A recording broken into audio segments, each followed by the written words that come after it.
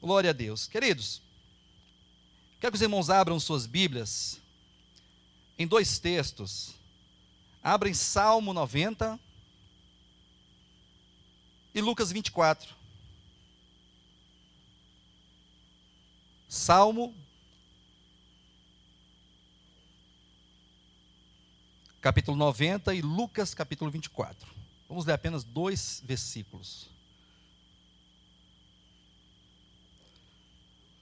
Salmo 90, versículo 12. Acompanhe na sua Bíblia, abra o seu coração neste momento, para que o Senhor possa falar a nós. Versículo 12. Ensina-nos a contar os nossos dias, para que alcancemos coração sábio. Vamos ler todos juntos? Eu vou falar, os irmãos vão repetir, amém? Ensina-nos a contar os nossos dias, para que alcancemos coração sábio. Diga coração sábio. Lucas 24, versículo 25. Então lhes disse Jesus: ó nécios e tardos de coração, para crer tudo o que os profetas disseram. Vamos ler juntos? Repita comigo. Então lhes disse Jesus: ó nécios e tardos de coração, para crer tudo o que os profetas disseram. Dois textos, dois versículos da Bíblia que falam sobre o coração. E essa noite eu quero compartilhar com os irmãos algo nesse sentido. Quero que os irmãos tenham essa mensagem não como um sermão, mas como uma reflexão. Vamos pensar, vamos refletir juntos, não somente na condição de toda a igreja do Senhor na face da terra, mas sobretudo no nosso ministério, ou então medite na sua família e também sobre o seu próprio coração. Os irmãos viram como foi afunilando, né? De toda a igreja até o seu coração. Então ouça essa palavra, orando a Deus e falando: Senhor, revela-te a mim. Faça algo no meu coração. Realize algo, manifeste o teu poder e a tua graça em mim.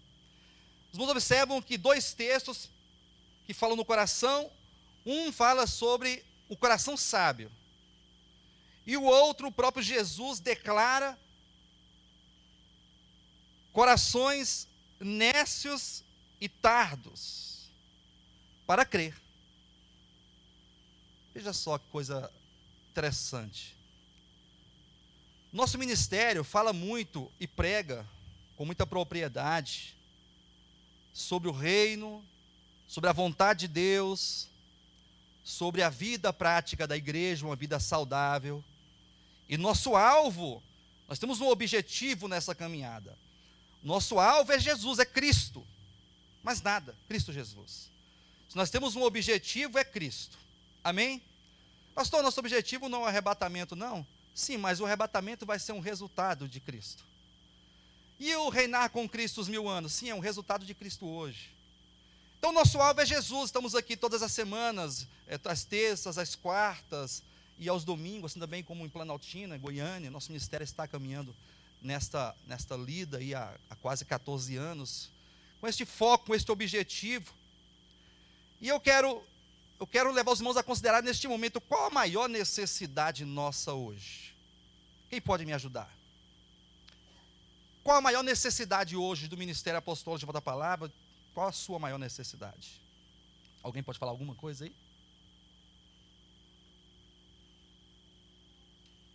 Hã?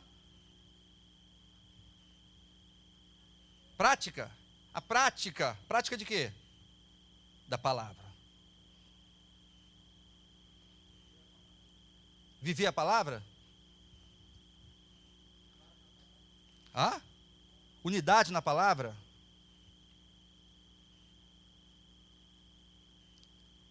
Todas essas coisas que vamos falar é verdade, são verdadeiras. E essa é a nossa necessidade, essa prática, esta vida prática.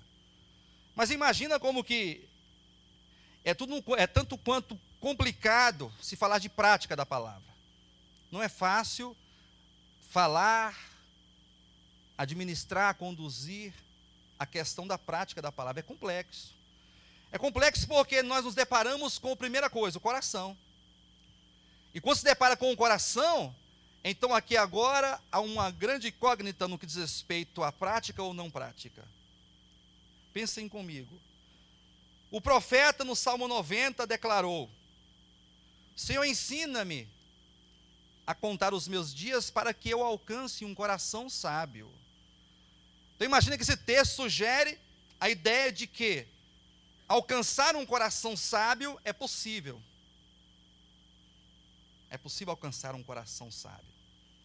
Mas o próprio Jesus declarou aos 2 discípulos no caminho de Emaús que eles eram tardos e necios de coração. Então veja só a distância entre um e o outro. Ora, o que foi aquele episódio ali no caminho de Emaús? Para situar a igreja, os irmãos já sabem do texto. Aquele texto narra o momento em que Jesus, ressuscitado, ali no primeiro dia da semana, aparece a 2 discípulos que estiveram com ele,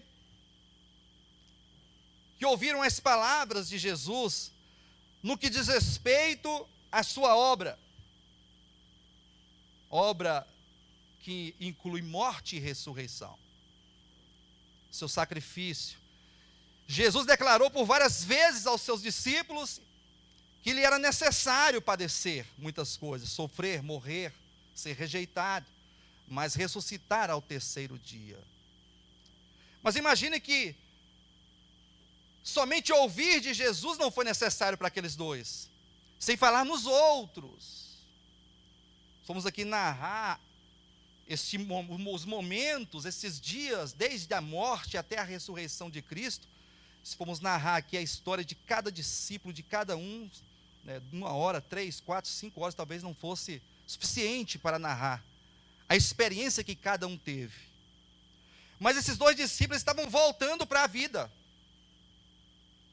estavam voltando para a sua cidade, estavam voltando com um sentimento de derrota, voltando com um sentimento de que tudo aquilo parecia um sonho, tudo muito bonito, muito lindo. Jesus estava conosco, o Senhor poderoso em obras, ressuscitou mortos, curou a visão de muitos cegos, purificou leprosos, fez muitos milagres. Só que esse Jesus morreu, ele morreu, e hoje é o 3º dia, e nada, e Jesus ao lado deles, o mesmo que disse que ia morrer e ressuscitar, estava ao lado deles, caminhando com eles, conversando com eles, mas o coração deles estava impedido de perceber a pessoa de Jesus Cristo. E aqui eu chamo a atenção dos irmãos neste momento, que nós ouvimos muitas mensagens e sabemos muitas coisas pela graça de Deus, muitas revelações e muitas conferências e muitas palavras, estudos ministrados, e nós entendemos. Por isso que os irmãos falaram prática da palavra, viver a palavra, e eu disse que é muito complexo isso, porque não basta entender a letra, entender a doutrina, a teologia, a literalidade do texto. É necessário alguma coisa a mais. E quando eu perguntei para os irmãos, qual é a maior necessidade nossa hoje? E agora eu torno a perguntar mais uma vez, qual é a nossa maior necessidade? Eu sei que é viver a vida cristã, eu sei que nosso alvo é Jesus. Eu queria trazer para os irmãos o pensamento, coloque no seu coração. A minha maior necessidade hoje, e eu acredito que é a necessidade de todo cristão, e a nossa necessidade desse ministério, é adquirir um coração sábio. É adquirir um coração sábio, em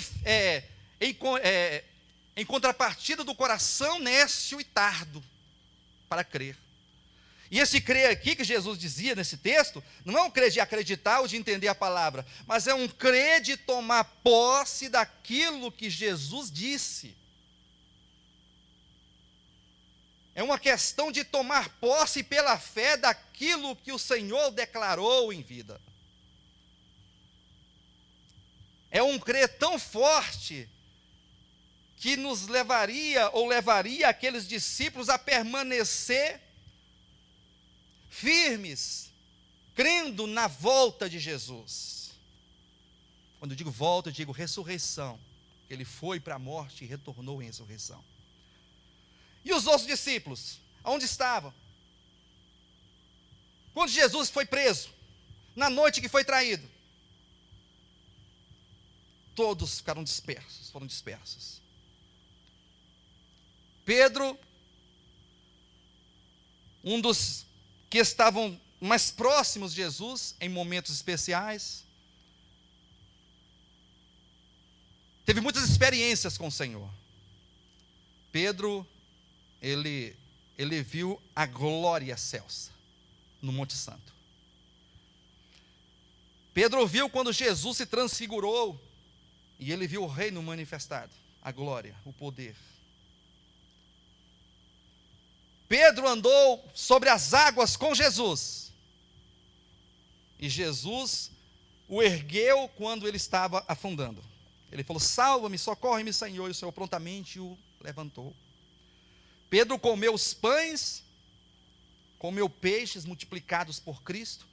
Pedro contemplou Lázaro sair daquela sepultura depois de 4 dias de morto, já cheirando mal. Pedro, ele experimentou muitos momentos gloriosos com Jesus. E depois, diante de uma escrava, de uma serva, de uma mulher simples, humilde, ele declara: eu não conheço este homem. Você é um deles. Não, estou dizendo que eu não conheço este homem.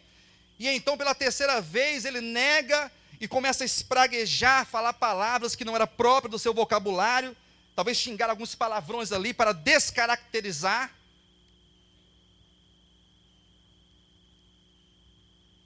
Por quê? Por que depois de 3 anos e meio de experiência, com tantas coisas, experimentando tantas coisas, tantos momentos maravilhosos diante das pessoas, das multidões, com os discípulos, com Jesus, ele simplesmente fala: não conheço Jesus. E eu quero falar para os irmãos uma coisa: muitas vezes nós somos como Pedro, nós experimentamos muitas bênçãos de Deus, conhecemos a sua palavra, tocamos na palavra, nos alegramos com a verdade, temos comunhão com Deus, sentimos a presença do Senhor, o Espírito testifica no nosso espírito que somos filhos de Deus, mas muitas vezes, em muitas ocasiões, nós o negamos, com as nossas atitudes, pensamentos, olhares, sentimentos. Isso porque o nosso coração ainda é muito tardo e muito nécio para crer. E esse crer é um crer de se posicionar, de se colocar diante do Senhor, como aquele que ouviu e entendeu a verdade. É por isso que o profeta diz: Senhor, ensina-me a contar os nossos dias, ou os meus dias, para que eu alcance um coração sábio. E esse texto do Salmo 90, o salmista faz um paralelo entre Deus e o homem, entre o transcendente e o imanente, entre aquilo que é celestial e o terrenal, entre a vida eterna e a vida humana. Ele faz essa dicotomia, ele vai separando. E então, ao separar as coisas de cima, as coisas de baixo, aquilo que é eterno, aquilo que é transitório, aquilo que é de grande valor, aquilo que é de pouco valor, aí ele diz: Senhor, então me ajuda, então ensina-me, eu preciso ver, eu preciso contar, eu preciso interpretar isso, eu preciso perceber isso, não de maneira teológica, mas no coração e na alma. Então eu preciso de um coração. Eu pensei que alguns irmãos na minha pergunta fossem falar assim: nós precisamos de Deus. De que nós precisamos? De Deus. Seria muito próprio falar: eu preciso de Deus, e nós precisamos de Deus. Quem aqui precisa de Deus? Diga amém. Só que Isso não pode se tornar um jargão, eu preciso de Deus. Está igual a música do outro lá, eu quero é Deus, eu quero é Deus. Aí fica cantando, brincando, vamos lá, eu quero é Deus. Mas na hora da prática não é isso que parece ser. Em Provérbios capítulo 4, versículo 23, é dito assim, ó: sobre tudo aquilo que se deve guardar, guarda o coração, porque é dele que procede as saídas da vida. Quando o pregador declara essas palavras, ele nos chama a atenção e nos faz refletir na ideia de que é do coração que procede toda decisão, toda escolha, todo posicionamento, toda reação positiva ou negativa em face das coisas de Deus. É de lá que procede a tua decisão, a minha decisão, tudo aquilo que você tem decidido na sua vida, seja positivo ou não, procedeu do teu coração. Como está o coração? Como nós temos nos comportado diante da verdade de Deus, diante desta grande revelação do propósito, da vontade eterna de Deus? É do coração. Temos que questionar o nosso coração.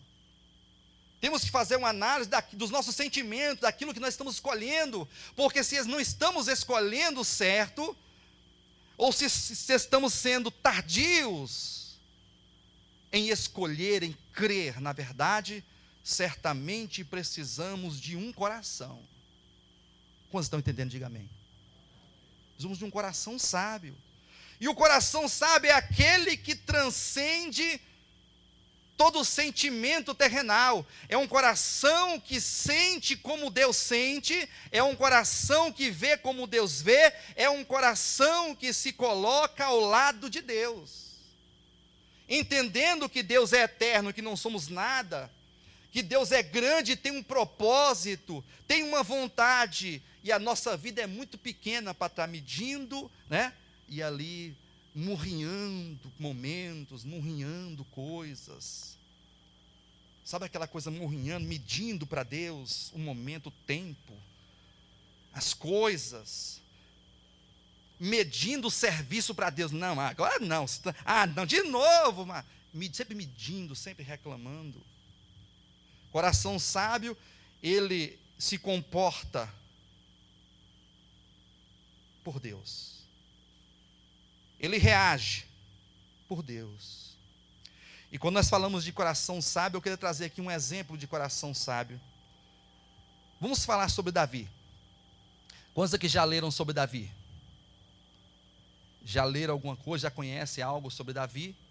Ora, qual o testemunho da Escritura a respeito de Davi? Homem segundo o coração de Deus. Quem é Davi, pastor? Davi era um homem segundo o coração de Deus, segundo os padrões de Deus. Deus tem um padrão, Deus tem um modelo de servo. Deus tem uma visão de servo. E Davi se encaixava nesta visão de Deus, neste padrão de Deus, de serviço. Pastor, mas Davi não podia ser um outro não, porque Davi, olha, quem foi Davi?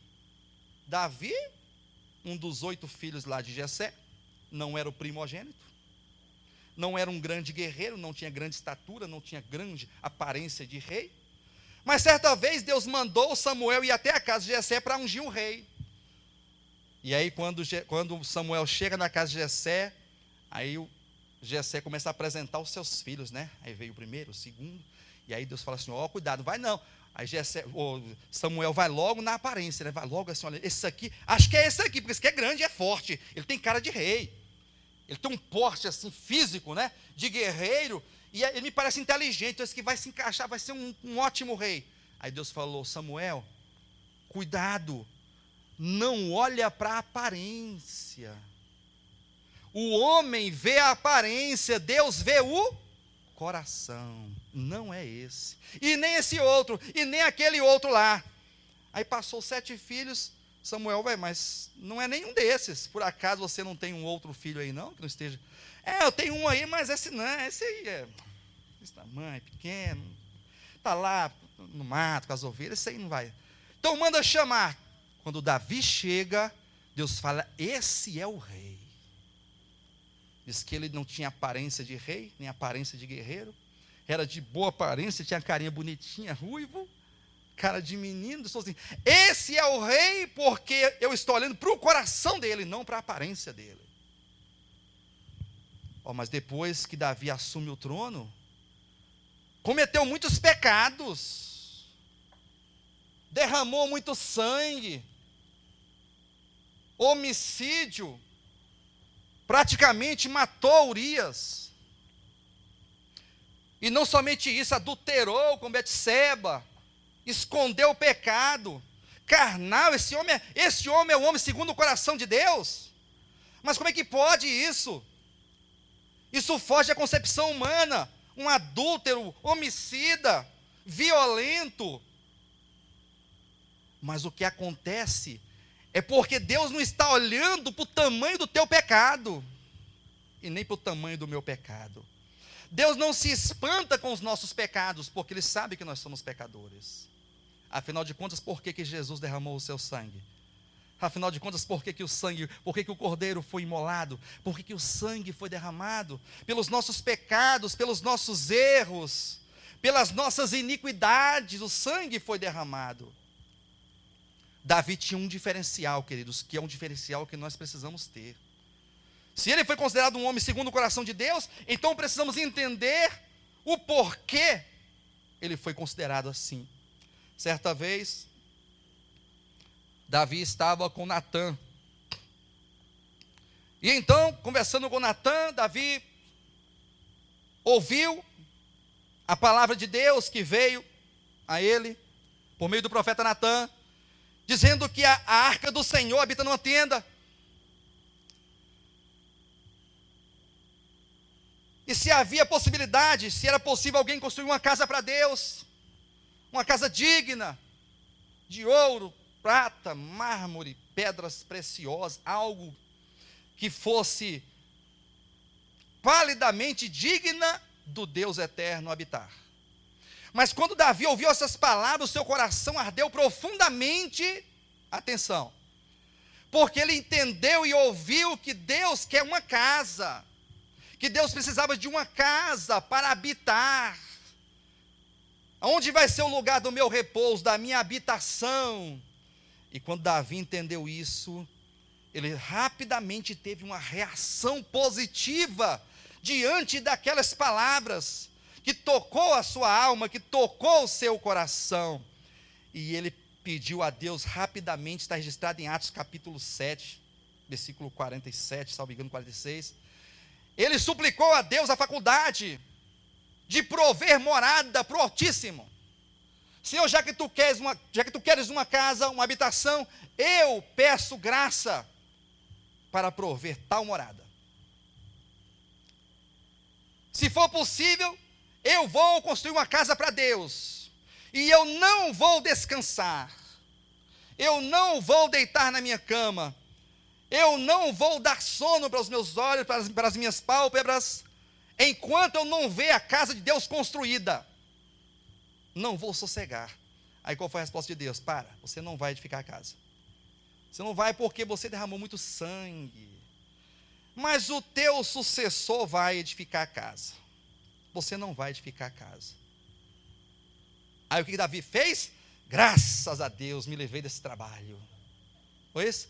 Ainda bem que eu estava quase me arrependendo já, né? Estava até arrependido aqui, porque eu falei do que eu não sabia, e agora, com uma grande responsabilidade dessa, e Deus fala, tu não vai edificar? Ele falou, graças a Deus. Foi isso que ele falou? Não. Você, tá bom, então eu não vou edificar não, mas eu não vou sossegar, eu vou juntar todos os materiais. O meu filho vai ter o trabalho só de erigir, porque eu vou levar toda a minha vida para juntar todos os materiais necessários, ouro, prata, linho, madeira, mármore, tudo aquilo que for necessário para a casa de Deus, eu vou ajuntar. Olha o coração. Eu posso até não edificar a casa, mas eu vou fazer parte desta obra. Eu não vou perder esta oportunidade. Eu quero fazer parte desse projeto aí. Quando nós ouvimos falar sobre a obra de Deus, o que brota em nosso coração? O que nós pensamos quando a obra de Deus, ela requer recursos financeiros? Não somente isso, mas a presença dos irmãos, porque a igreja ela acontece no coletivo. que nós pensamos. Davi era alguém pelo Senhor. Davi tinha um coração por Deus. Davi não media esforços. Certa vez falaram para ele sobre o culto no tabernáculo. Aí diz o texto que Davi declarou: alegrei-me quando me disseram, vamos à casa do Senhor. Então Davi tinha prazer em ir ao culto, à adoração no tabernáculo. Ele tinha prazer em estar no serviço, na comunhão, nas cerimônias, nos sacrifícios, na adoração. Ele se alegrava. Por isso que é importante nós entendermos que não basta querer ser um vencedor, não basta querer ser arrebatado, nós precisamos agir como tais, mas para agir, alto lá, porque não é só dizer que quer, temos que nos comportar como aqueles que querem. E o coração sábio é esse, é daquele que sabe, que entende e que toma posse de tudo aquilo, de toda a oportunidade que Deus dá. O coração de Davi se movia por Deus, era pelo Senhor. Ele era pecador? Era como eu sou, como você é. Ele errava como você erra, como erra quando nós erramos. Mas o diferencial de Davi é porque o coração dele se movia por Deus, o coração dele era pelo Senhor. Ele estava do lado de Deus e não media esforços para isso. Davi valorizava a graça. Ele declarou: a tua graça é melhor do que a vida. O que é melhor para nós hoje, a graça ou a nossa vida? A graça, né? Teoricamente falando, é a graça. E glória a Deus, quem falou isso aí está certo, tem que falar mesmo. Nós temos que declarar a verdade. Não podemos ficar acanhados e deixar de declarar a verdade por causa da nossa experiência. Não, temos que declarar a verdade. Mas quando Davi diz: a tua graça é melhor do que a vida, lembrem-se do texto de Salmo 90, Deus e o homem. A eternidade do Deus poderoso e a transitoriedade da mesquinhez da vida humana passageira. Aí Davi fala: a tua graça é melhor do que a vida, acabou. Eu sou pela graça, eu quero a graça de Deus. Então não é uma questão de convencimento, pastor Alexandre, pastor Renato, pastores, irmãos. Não é uma questão de convencer ninguém. Convencer a congregar, convencer a orar, convencer a ofertar. É uma questão de ter um coração que se move por Deus, pela sua vontade, pelo seu propósito. É ter um coração que se coloca efetivamente ao lado de Deus, não importando com as circunstâncias. Amém, queridos? Precisamos pensar nisso, como está o nosso coração.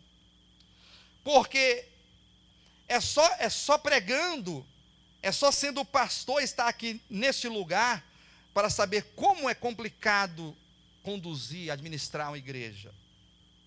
Porque nós estamos sempre na luta de convencer as pessoas.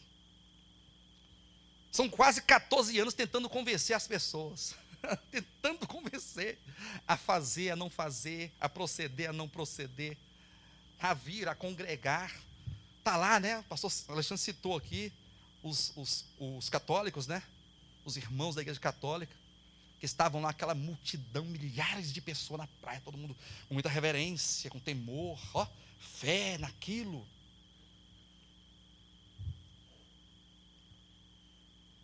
E nós? Porque Davi se preocupou com a casa do Antigo Testamento, que era uma figura, que era um tipo, que era uma sombra pálida da realidade. Porque quando nós chegamos no Novo Testamento, essa casa ganha uma grande dimensão, porque agora a casa de Deus somos nós, diga amém. Deus habita em nós. O Espírito Santo está aí dentro de você neste momento. A habitação de Deus é a igreja, é a reunião, a assembleia de todos os que foram chamados. Se você foi chamado por Deus, você faz parte desta casa. O próprio Jesus declarou: na casa de meu pai há muitas moradas. Na casa, singular, porque é só uma casa, mas esta casa é constituída de muitas moradas. Diga: eu sou morada de Deus. Mas Davi entendeu que Deus queria edificar a sua casa lá. Só que Deus hoje está edificando a sua casa aqui e agora. E quantos são por essa obra, por esse propósito, por esse projeto? Quantos se colocam ao lado de Deus? É por isso que nós temos que pensar e refletir como está o nosso coração. Porque é muito difícil quando se depara com as coisas de Deus e com as nossas coisas, é complicadíssimo. É muito difícil quando nós nos deparamos com a palavra revelada, o propósito de Deus,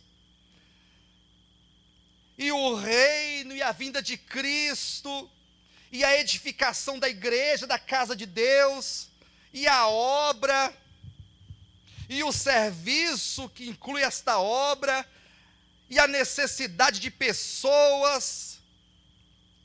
E às vezes nós ficamos como aqueles 2 discípulos no caminho de Emaús, ou então como Pedro, né, olhando de longe.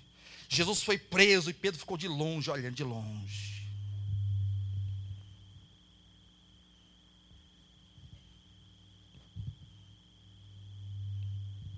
O que vai acontecer agora, meu Deus? Fugiu, foi lá atrás das árvores, olhando de longe.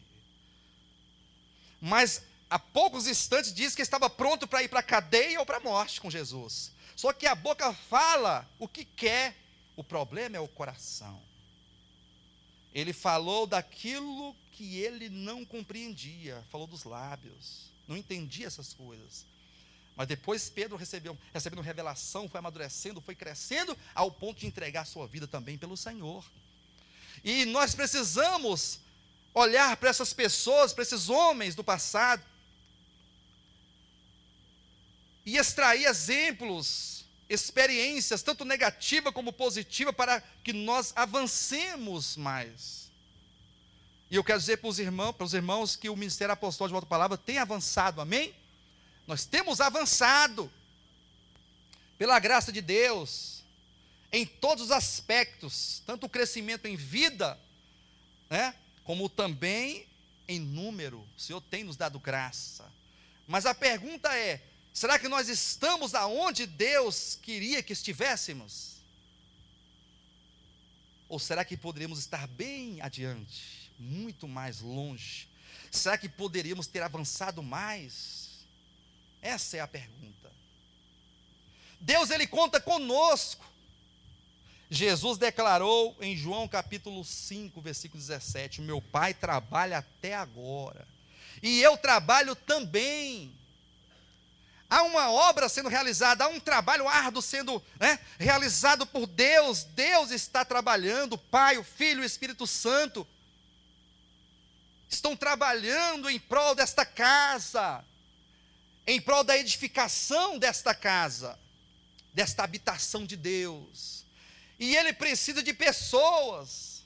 Lembra quando Jesus declarou ali aos discípulos em Lucas 10, versículo 2, a seara é grande e os trabalhadores são poucos.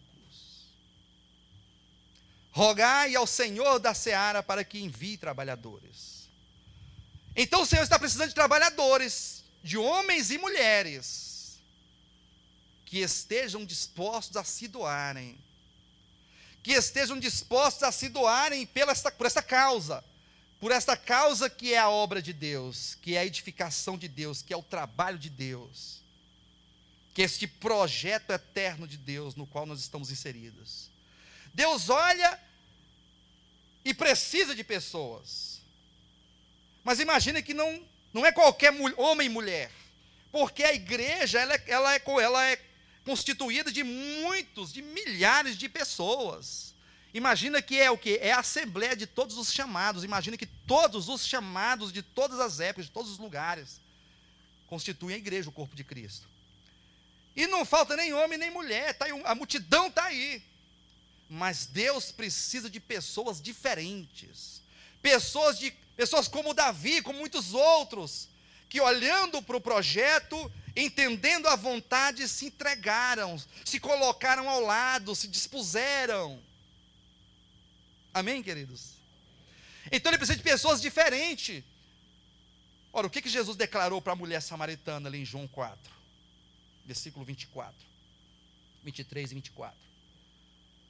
Falou, ó, vem a hora e já chegou,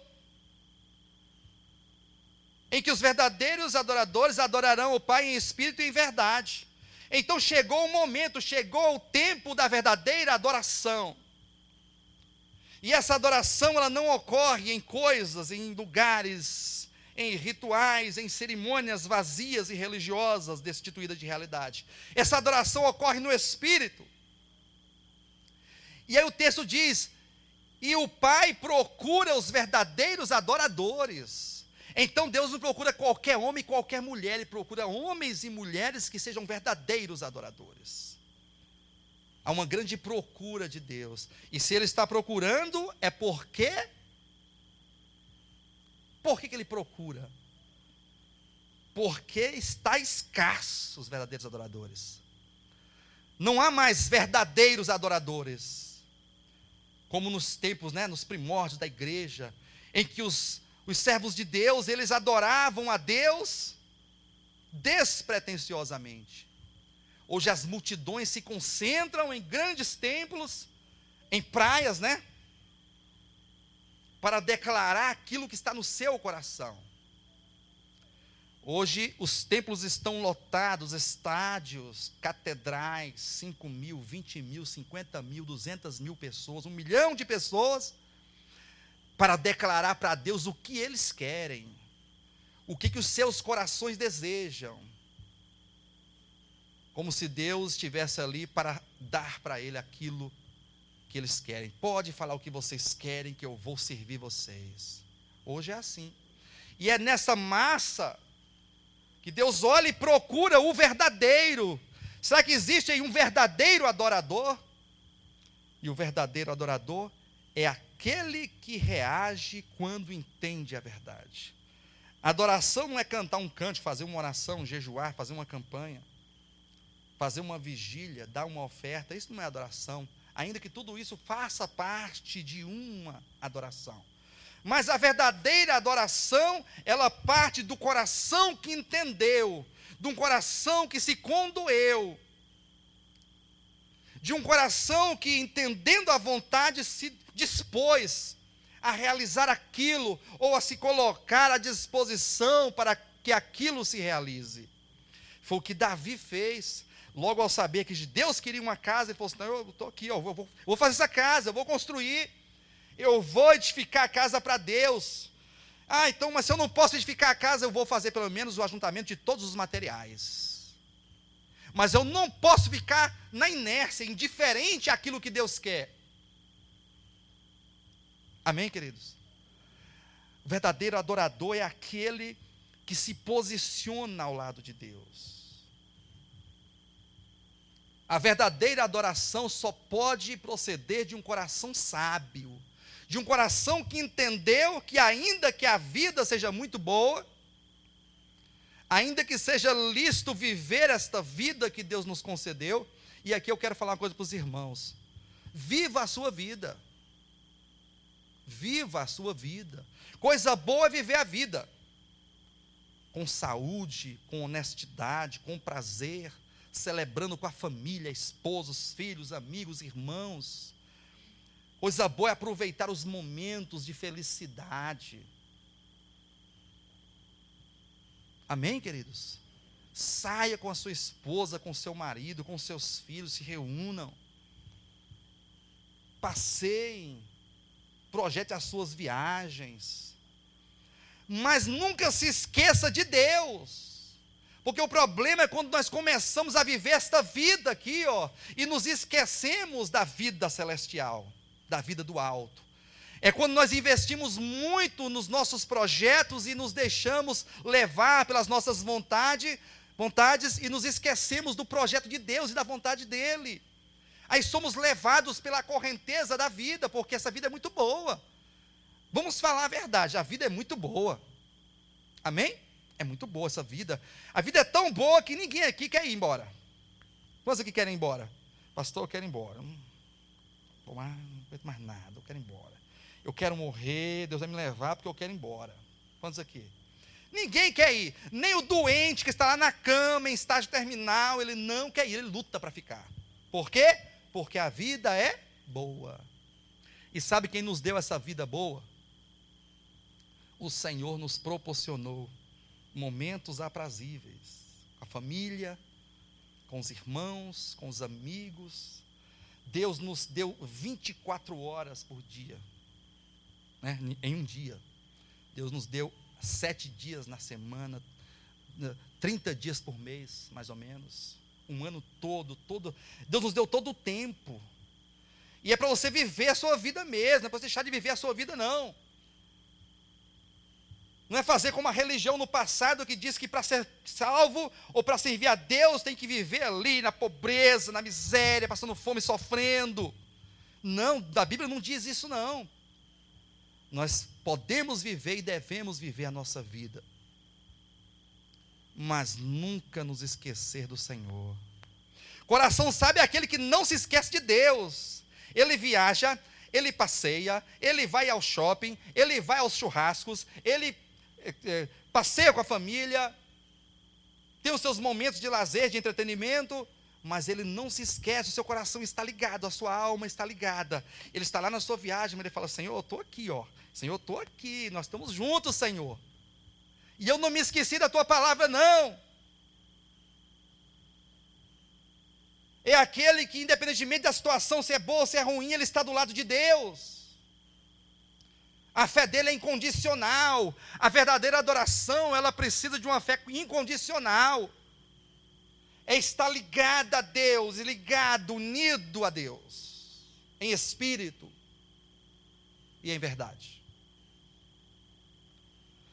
Então, quando é que eu vou chegar ao padrão de um servo adequado?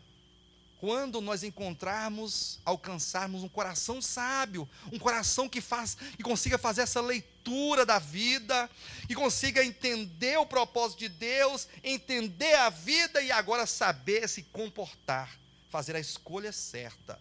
Nunca foi fácil ser um servo de Deus, servo verdadeiro, nunca foi. Nunca foi. Ser servo verdadeiro, ser um discípulo do Senhor, nunca foi fácil e nem vai ser. Porque para ser um verdadeiro servo, um discípulo autêntico, nós vamos ter que lutar contra nós mesmos e contra o sistema do mundo. Porque o sistema do mundo tende a nos roubar, a tirar o nosso coração do propósito, do alvo, do objetivo que é Cristo, que é Deus, que é a palavra, que é a igreja, que é essa edificação, e nos colocar em qualquer coisa. Como é difícil ser um servo de Deus, queridos, como é difícil. Como é difícil ser um verdadeiro adorador. Não é ser um adorador, porque está cheio de adoradores, mas o Senhor quer os verdadeiros. Ele busca essência no negócio. Ele não quer saber da aparência. Ele quer coração, ele quer alma, sentimento, devoção, entrega, abnegação, disposição. Quanto tempo tem que o irmão ou que a irmã não participa da ceia? Quanto tempo tem que você não tem comunhão com Deus?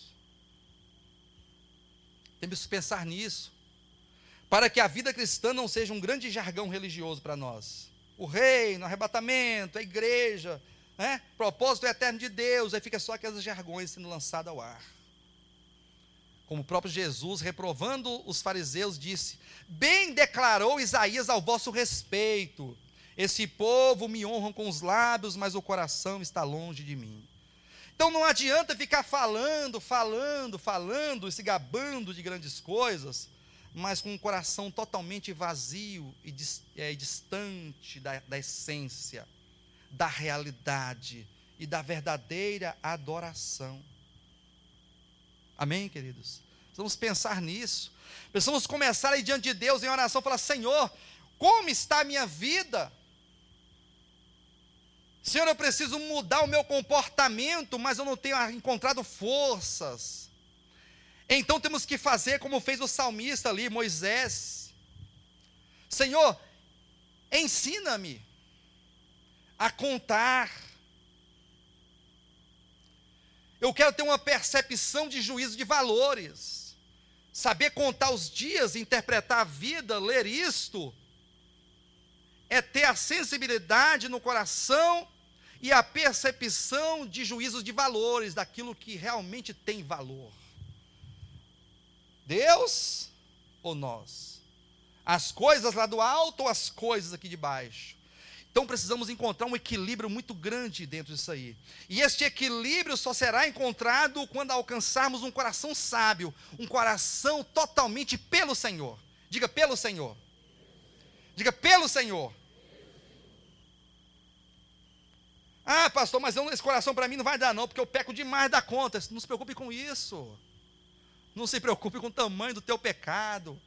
Se preocupe em estar do lado de Deus, ser por Deus.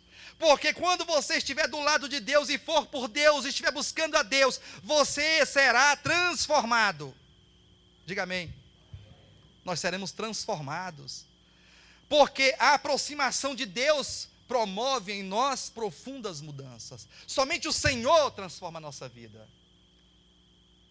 Como diz ali 2 Coríntios capítulo 3, né?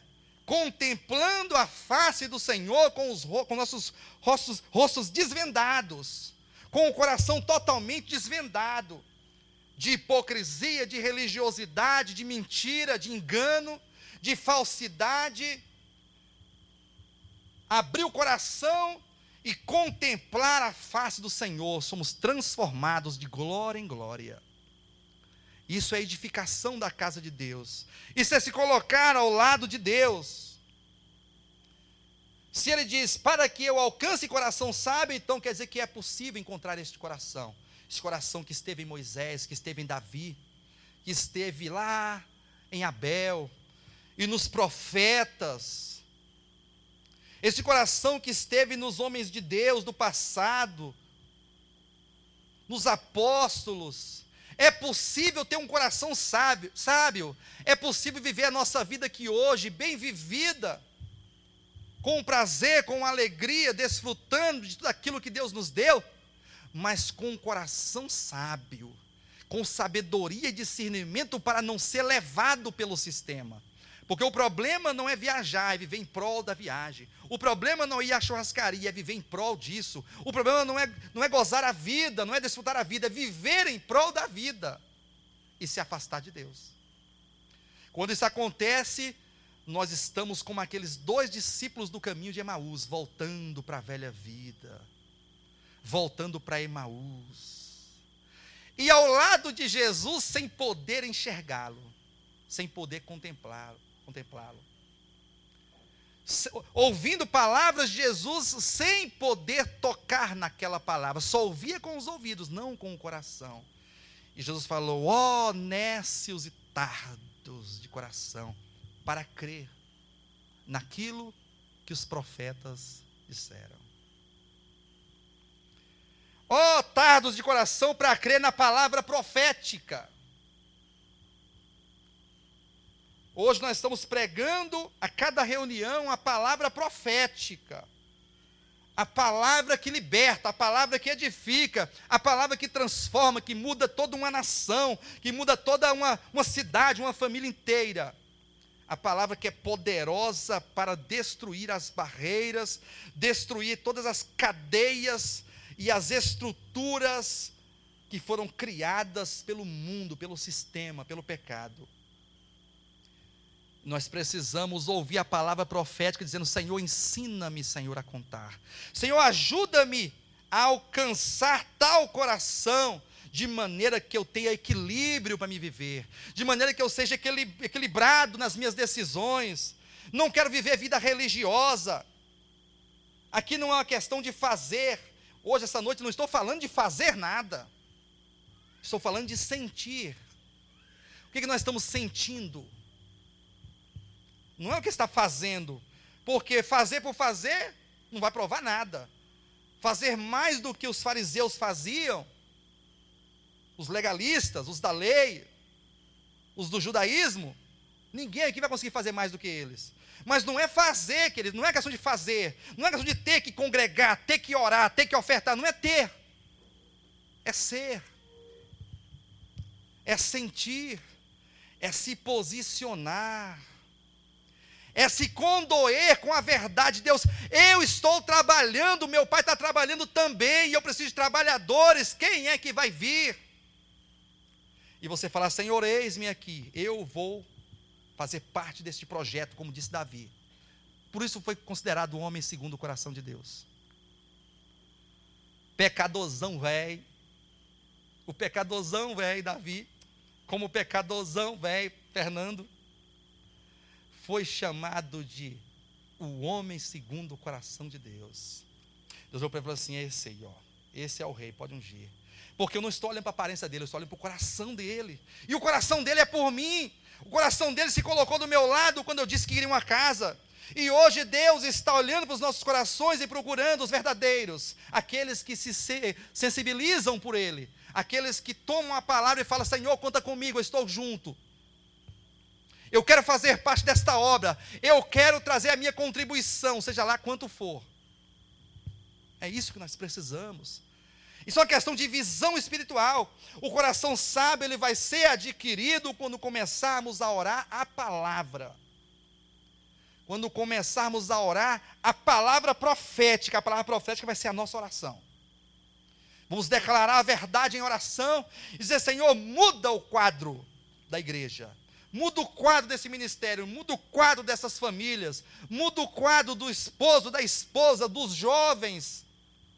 Começa a mudar a estrutura do nosso coração, começa a quebrantar, começa a revelar a tua palavra como uma candeia que brilha em lugar tenebroso, dissipando as trevas, tirando toda a ilusão desta vida imanente, daqui de baixo, rasteira, materialista, capitalista. Arrancar os corações desse sentimento do espírito deste século. Porque o espírito desse século é materialista, é capitalista. Só olha para o aqui e agora, para o ter, para o conquistar, para o desfrutar, status, dinheiro, bens. E eu não sou contra nada dessas coisas. Se Deus deu, Ele deu.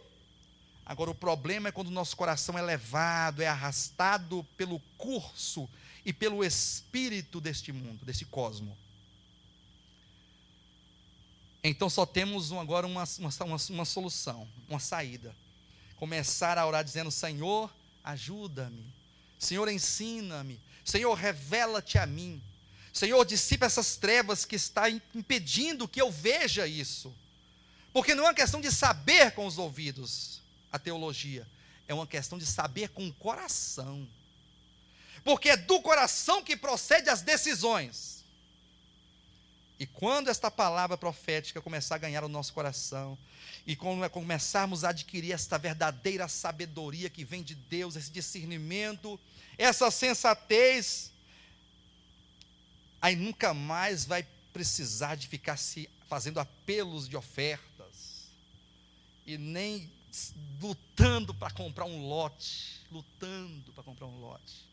com um, luta com outro, aí fica um pouco aqui feliz, outro pouco ali fica calado, outro fica triste, porque fica comprar o lote, aí o outro fica feliz, a outro lá fica indiferente, aí acaba isso tudo, porque o nosso coração vai estar centrado, é uma só visão, um só propósito, uma só visão, um só alvo, objetivo.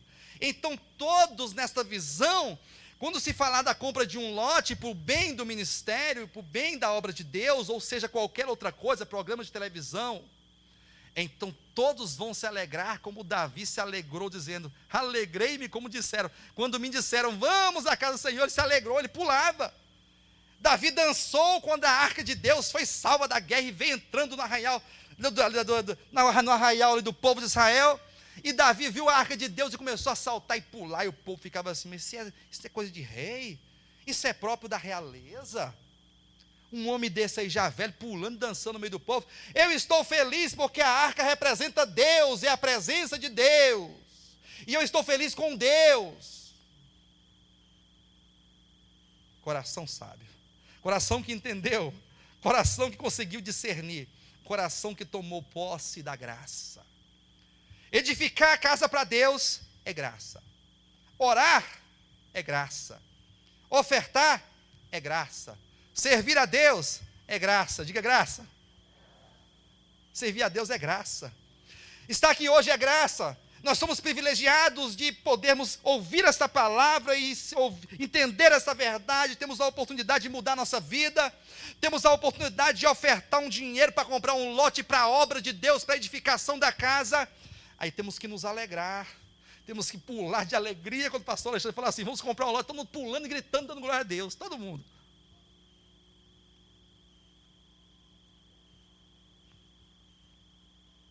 Todo mundo pulando, glória a Deus porque vai comprar o lote. Glória a Deus porque pagou o programa de televisão. Glória a Deus porque estamos avançando. Amém, queridos? O coração precisa entender. Se a alma não entender, se as nossas emoções não entender, as nossas vontades, a nossa mente não entender isso, acabou, vai ficar todo mundo aqui pregando, aqui mais 14 anos, depois mais 14, depois mais 14, Jesus vai voltar e não ficar, e todo mundo quer, tranquilo. E não é isso, esse não é o objetivo. Nós temos um alvo muito bem definido. Esse ministério tem uma visão muito bem definida. Não há dúvidas quanto à visão ministerial. Todo questionamento, todo arrazoamento é no que diz respeito à reação, a nossa reação em face da visão. Amém, queridos? Quantos entenderam? Não se discute a visão e a palavra. O problema é os corações. Porque cada um pensa do jeito, cada um tem a sua razão, cada um tem a sua justificativa. E cada um tem a sua vontade. Esse é o problema. Mas Deus busca verdadeiros adoradores. Deus busca verdadeiros discípulos. Deus olha para você nessa noite e fala assim: eu quero que você seja um verdadeiro adorador, meu servo e minha serva. Eu quero que você se aproxime de mim, seja um discípulo, caminhe comigo. Eu quero que você esteja do meu lado. Eu quero que o seu coração seja por mim. E não se preocupa com a tua alma vai ser transformada. Se aproxime do Senhor, se aproxime da palavra. Valorize a graça. E você vai ver que a sua vida vai ser mudada. Quero encerrar essa mensagem lendo aqui 2 Pedro, capítulo 1. Abra sua Bíblia. 2 Pedro, capítulo 1, versículo 19. Só o versículo 19. Temos assim tanto mais confirmada a palavra profética, e fazeis bem em atendê-la, como uma candeia que brilha em lugar tenebroso, até que o dia clareie e a estrela da alva nasça em vosso coração. Amém, queridos? Vamos ler mais uma vez. Temos assim tanto mais confirmada a palavra profética, e fazeis bem em atendê-la, como uma candeia que brilha em lugar tenebroso, até que o dia clareie e a estrela da alva nasça em vosso coração. Amém, queridos? Aqui fala de uma palavra profética que tem um poder de iluminar. Essa palavra profética, ela ilumina o nosso coração, que está obscurecido com o mundo, com os prazeres, com a vida, com as coisas, com o pecado. E essa palavra entrando em nosso coração, ilumina, dissipa essas trevas e começa a sensibilizar o coração para que nós nos voltemos a Deus e possamos ser úteis nas mãos de Deus para essa edificação. Amém, queridos? Entenda isso. O sentimento dessa noite é: Senhor, você vai sair daqui orando, fala: Senhor, ajuda-me a encontrar, a alcançar um coração sábio. Senhor, ganha o meu coração, ilumina o meu ser para a glória do teu nome. Amém, queridos? Esse é o sentimento. E então assim o Senhor vai poder nos usar muito mais do que já tem usado. Vai poder caminhar muito mais longe ainda, vai poder ir muito mais adiante do que já foi. E nós seremos instrumentos para a glória de Deus. Amém? Para a glória do nome do Senhor. Receba essa palavra no coração. Amém? E que Deus possa alcançar cada dia mais e mais o nosso coração e prosseguir nessa grande edificação desta casa que somos nós. Amém? Deus abençoe a todos. Jesus é o Senhor.